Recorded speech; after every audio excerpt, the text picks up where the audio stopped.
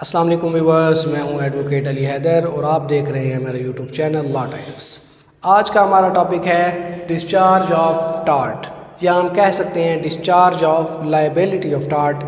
Tart Fisher की ज़िम्मेदारी, tart Fisher की लाइबिलिटी कब डिस्चार्ज हो जाती है, कब ख़त्म हो जाती है। डिस्चार्ज मीन वैनिश होना, ख़त्म होना या कम टू एंड। ठीक है, कब जिम्मेदारी टॉर्ट फीसर की या टॉर्ट करने वाले की ज़िम्मेदारी कब डिस्चार्ज हो जाती है या कब ख़त्म हो जाती है, किन सर्कमस्टांसिस में टॉर्ट डिस्चार्ज हो जाता है, आज का हमारा टॉपिक ये है। तो सर्कमस्टांसिस देखते हैं। सबसे पहला ये है death of party.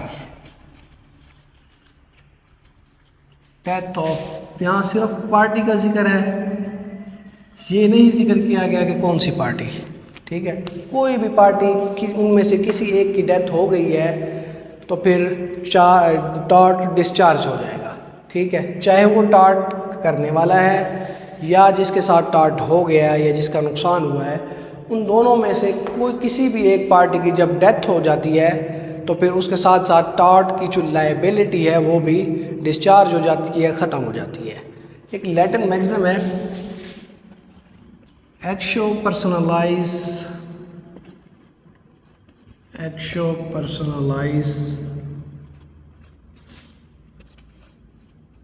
मोरिटर come persona. ठीक है, इसका मतलब ये है कि जैसे ही किसी पार्टी की डेथ होती है तो उसके साथ साथ टॉर्ट की भी डेथ हो जाती है। जैसे ही कोई पार्टी की डेथ होती है उसके साथ साथ टॉर्ट की जो लाइबिलिटी है उसकी भी डेथ हो जाती है। मेन टू से टॉर्ट डिस्चार्ज हो जाता है, कोई जिम्मेदारी बाकी नहीं रहती। अगर किसी पार्टी की डेथ हो गई है और जिससे टॉर्ट हुआ था, खा वो या जिसने टॉर्ट किया था, उनमें से किसी भी एक की डेथ हो गई है तो फिर टॉर्ट डिस्चार्ज हो गया, कोई लाइबिलिटी बाकी नहीं रहेगी। अच्छा, लेकिन एक सूरत हाल ये है कि ये सूरत सिर्फ़ और सिर्फ ये हो सकती है कि पर्सनलाइज टॉर्ट हुआ हो, किसी की पर्सनैलिटी के ख़िलाफ़ तो टॉर्ट हुआ हो, फिर तो टॉर्ट डिस्चार्ज हो जाएगा।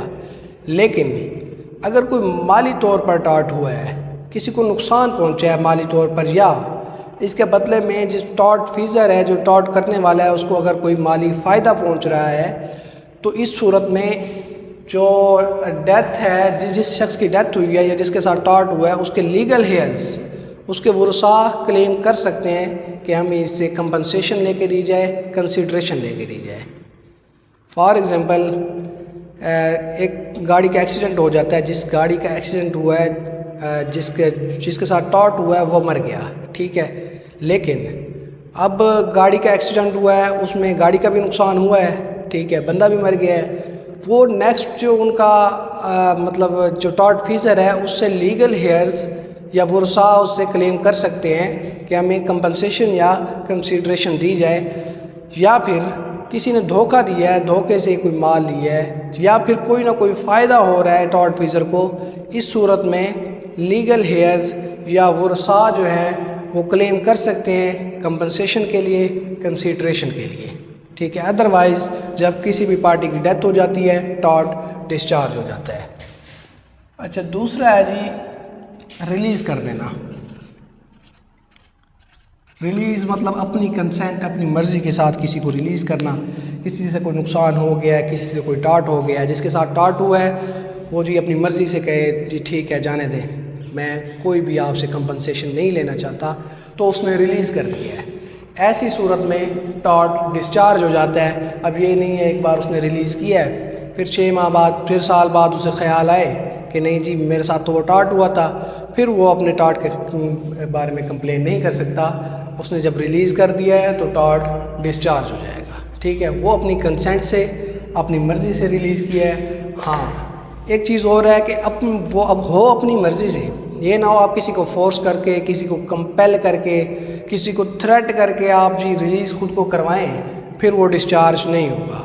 फॉर एग्ज़ाम्पल, एक पुलिस ऑफिसर है, उसने कोई टॉर्ट कर दिया है, ठीक है, वो अब थ्रेट करके जिसके साथ टॉर्ट हुआ है उसे कह रहा है जी आप मुझे रिलीज़ करें। ठीक है, वो कंपेल हुआ बेचारा, वो मजबूर हुआ, उसने इसे रिलीज़ कर दिया। ऐसे में टॉर्ट डिस्चार्ज नहीं होगा। ठीक है, अपनी मर्ज़ी के साथ, अपनी कंसेंट के साथ जब वो रिलीज़ करेगा तब टॉर्ट डिस्चार्ज हो जाएगा, अदरवाइज टॉर्ट डिस्चार्ज नहीं होगा। और तीसरा पॉइंट है वेवर बाय इलेक्शन।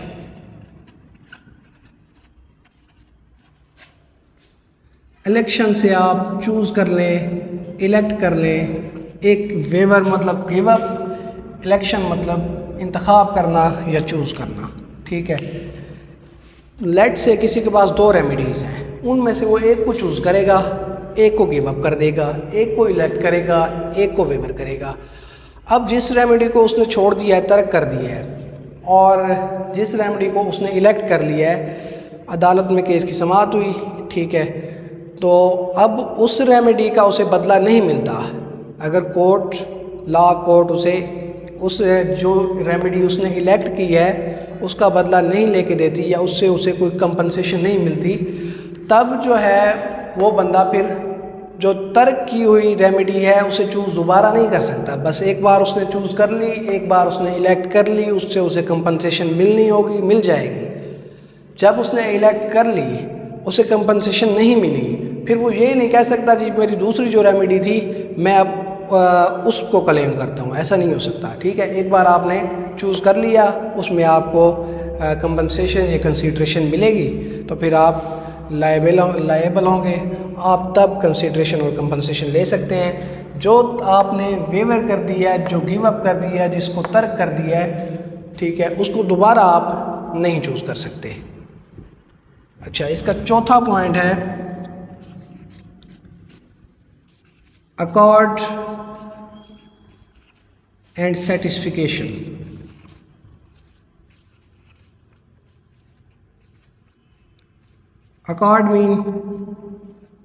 अकॉर्ड का मतलब है जी एग्रीमेंट, ठीक है।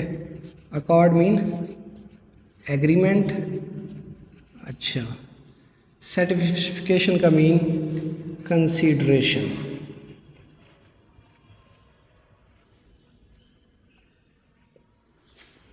एग्रीमेंट, जब आप किसी के साथ एग्रीमेंट कर लेते हैं, कोई टॉर्ट हुआ है किसी से, ठीक है, नुकसान हो गया है, आपने उनसे एग्रीमेंट कर लिया है, उसके बदले में कंसीडरेशन ले ली है, तब टॉर्ट डिस्चार्ज हो जाएगा।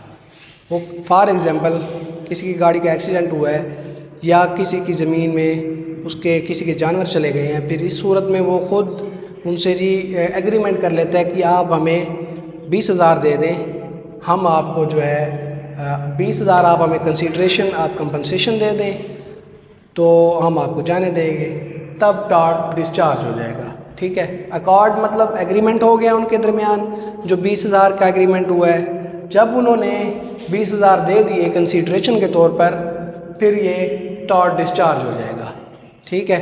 हुआ तो वैसे तो कंपनसेशन पे की गई है, ठीक है, लेकिन ये अदालत में मामला नहीं गया। टॉर्ट तब डिस्चार्ज हो जाएगा जब आप खुद अकॉर्ड एंड सेटिस्फिकेशन कर लेते हैं, जब आप खुद एग्रीमेंट करके खुद कंसीडरेशन या कंपनसेशन ले जाते हैं, तब टॉर्ट डिस्चार्ज हो जाता है, ठीक है। तो ये 4 हो गई। डेथ ऑफ पार्टी, किसी पार्टी की डेथ हो जाती है, तब टॉर्ट डिस्चार्ज हो जाता है। जब कोई खुद अपनी मर्ज़ी से रिलीज़ कर देता है, तब टॉर्ट डिस्चार्ज हो जाता है। जब आप इलेक्ट कर लेते हैं, ठीक है, तब टॉर्ट की लायबिलिटी डिस्चार्ज हो जाती है। अकॉर्ड एंड सेटिस्फिकेशन, जब आप खुद एग्रीमेंट करके कंसीडरेशन ले लेते हैं, तब टॉर्ट की लायबिलिटी डिस्चार्ज हो जाती है। इसका 5th पॉइंट है जजमेंट।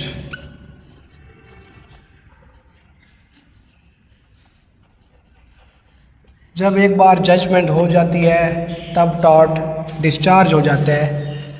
वो कैसे? आप अदालत में केस दायर करते हैं, जज ने जी अपनी जजमेंट दे दी, आपको कंपनसेशन मिल गई है या नहीं मिली, जो भी जजमेंट पास हुई है, उसके बाद टॉर्ट डिस्चार्ज हो जाता है, फिर लायबिलिटी ख़त्म हो जाती है। अब ये नहीं है कि उसी एक ही केस पर, उसी एक ही टॉर्ट पर आप दोबारा उस बंदे को ना तंग कर सकते हैं, ना ही केस फाइल कर सकते हैं। जब एक बार जजमेंट आ जाती है, तब टॉर्ट की लायबिलिटी डिस्चार्ज हो जाती है। 6th पॉइंट है लॉ ऑफ लिमिटेशन।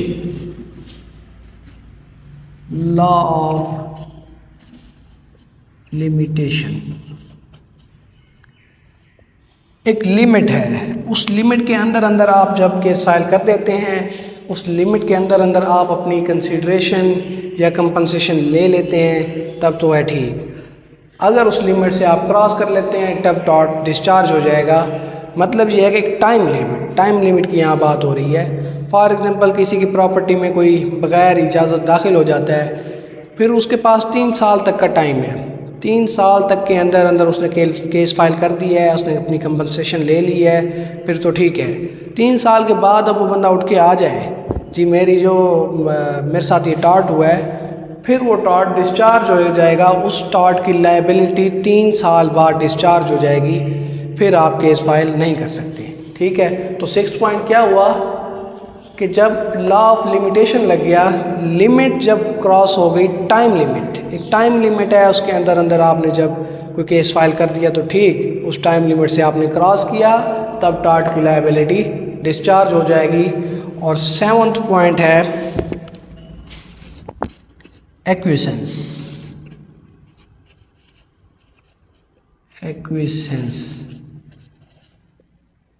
ये जी एक्विसेंस मीन्स आप एबल नहीं है, आप काबिल नहीं है, आपके पास कोर्ट की फ़ीस नहीं है, आपके पास टाइम नहीं है, या ऐसा कुछ भी है, आप अदालत में नहीं जा सकते, आपने रुजू नहीं किया, तो फिर इस कोर्ट की तो कोई ज़िम्मेदारी नहीं है। कोर्ट को क्या पता आपके साथ टॉर्ट हुआ है, ऐसे तो खामखा नहीं होता ना। आपके पास टाइम नहीं है, आपके पास कोर्ट की फ़ीस नहीं है, आप केस फाइल नहीं कर सकते, इस मामले में भी टॉर्ट डिस्चार्ज हो जाएगा। ये असल में आ तो उन्हीं में जाता है कि जब टाइम नहीं है या पैसे नहीं है, तो फिर अब बाद में भी जाएंगे तो केस फाइल नहीं कर सकते, एक टाइम लिमिट जब गुजर जाए। ठीक है, ये भी इन सब में आ जाता है कि जब आपके पास टाइम नहीं है, आपके पास वक्त नहीं है, आपके पास पैसे नहीं है, आप केस फाइल नहीं कर सकते, इस सूरत में भी टॉर्ट डिस्चार्ज हो जाता है, टॉर्ट की लायबिलिटी डिस्चार्ज हो जाती है। ठीक है, तो ये था आज का हमारा टॉपिक, डिस्चार्ज ऑफ टॉर्ट। इन सब सिचुएशंस में टॉर्ट की लायबिलिटी डिस्चार्ज हो जाती है। फर्स्ट ऑफ ऑल किसी भी पार्टी की डेथ हो जाती है। दूसरा ये डेथ जब किसी पार्टी की होती है, उसमें पर्सनैलिटी के ख़िलाफ़ अगर टॉर्ट हुआ है तो फिर टॉर्ट डिस्चार्ज हो जाएगा। अगर किसी को, अगर टॉर्ट फीसर को माली तौर पर फ़ायदा पहुंच रहा है, तब उनके लीगल हेयर्स भी, उनके वरसा भी कंप्लेन कर सकते हैं। दूसरा ये है कि खुद अपनी मर्ज़ी से जब आप रिलीज़ कर देते हैं, किसी को आप छोड़ देते हैं, तब भी टॉर्ट डिस्चार्ज हो जाता है। तीसरा वेवर बाय इलेक्शन, जब आप 2 रेमेडीज़ में से किसी एक को इलेक्ट कर लेते हैं, एक को गिव अप कर लेते हैं, तब भी टॉर्ट डिस्चार्ज हो जाता है। अकॉर्ड एंड सेटिस्फिकेशन, आप एग्रीमेंट ले लेते हैं, एग्रीमेंट कर लेते हैं और उसके बदले में कंसीडरेशन ले लेते हैं, तब भी टॉर्ट डिस्चार्ज हो जाता है। जब जजमेंट पास हो जाती है एक बार, तब भी टॉर्ट की लायबिलिटी डिस्चार्ज हो जाती है। जब आप टाइम लिमिट क्रॉस कर लेते हैं, उस टाइम लिमिट के अंदर अंदर आप केस फाइल नहीं करते, तब भी टॉर्ट की लायबिलिटी डिस्चार्ज हो जाती है। जब आपके पास टाइम ना हो, कोर्ट की फ़ीस ना हो, आप एबल ना हो, आप काबिल ना हो, इस चीज़ के काबिल ना हो कि आप केस फाइल कर सकें, तब भी टॉर्ट की लायबिलिटी डिस्चार्ज हो जाती है। नेक्स्ट इस तरह के टॉपिक देखने के लिए हमारे साथ रहिए। अल्लाह हाफिज़।